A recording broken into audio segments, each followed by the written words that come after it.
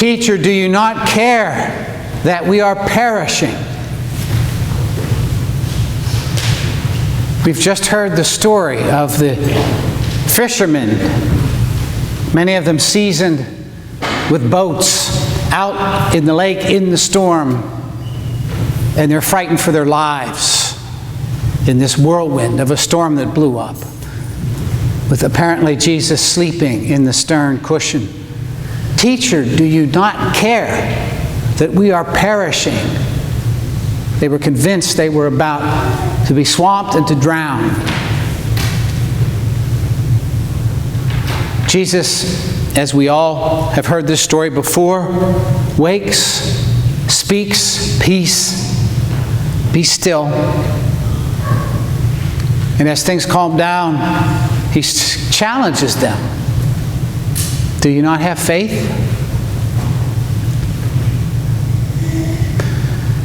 And I hear this story in a week when our hearts are very sad and broken and troubled and upset because 9 people were shot to death in a prayer meeting, Bible study at Emmanuel AME Church in Charleston. Teacher, do you not care that we are perishing?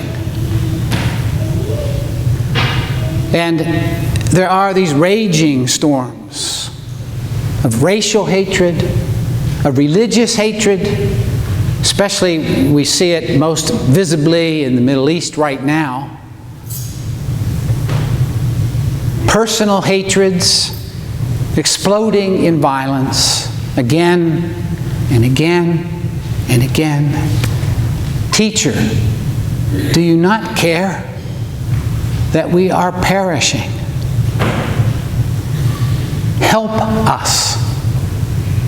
Do something. Don't you care? And as we absorb this, I'm convinced that God does care.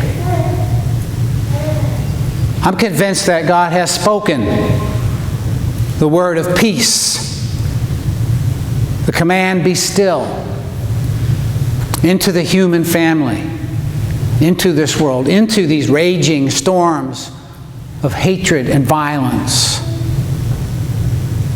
And I'm in awe of the way I see that word being received by human hearts and being expressed.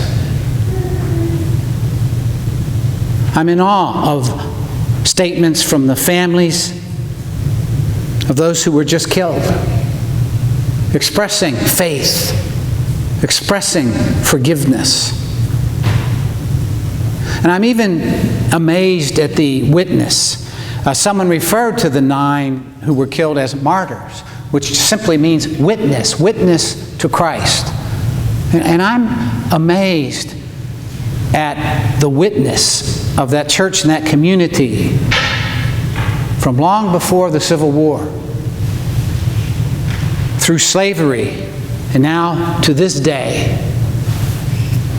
And how that Bible study, there were several clergy there, a state senator was one of them, and they were not naive. They were not unable to perceive the risk of welcoming a stranger. Some strange young white man appears and wants to join their Bible study. I don't think they were naive. I think they were remembering the words of Christ, who said, love your enemy. I think they were remembering the words of Christ, who said, bless and do not curse, who said, welcome the stranger and you welcome me, who said, who are my mother and my brother and my sisters? Whoever does the will of my Father in heaven are my mother and brother and sisters.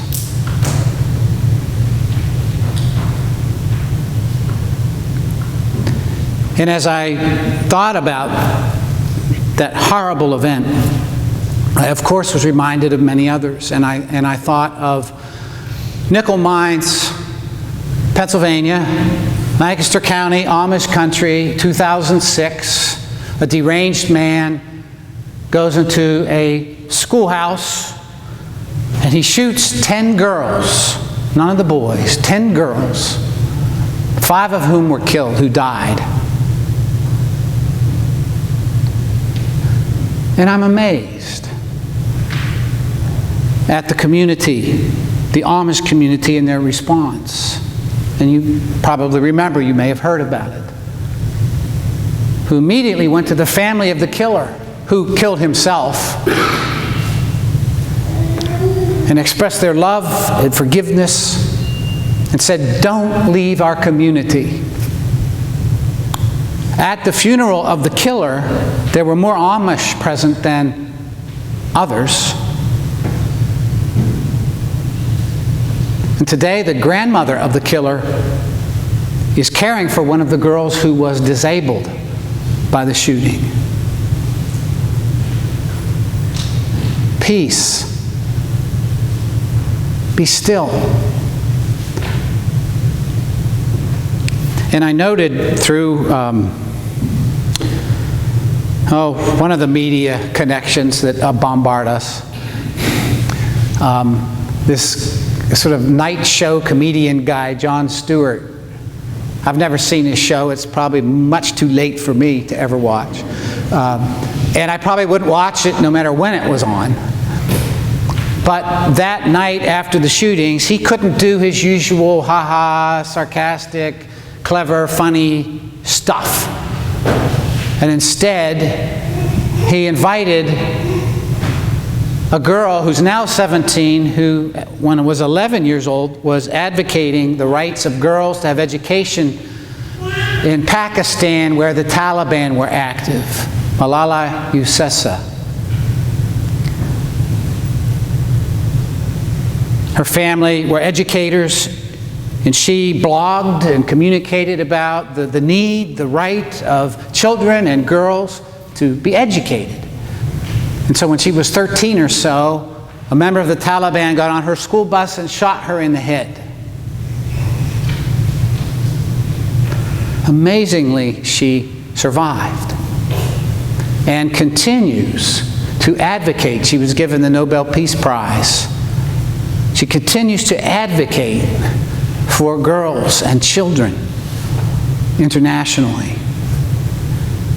And she wants people to know that a little girl can speak, and can speak peace, can speak truth. And I see in her the Spirit of God, this little Muslim girl, not so little now, grown up, 17.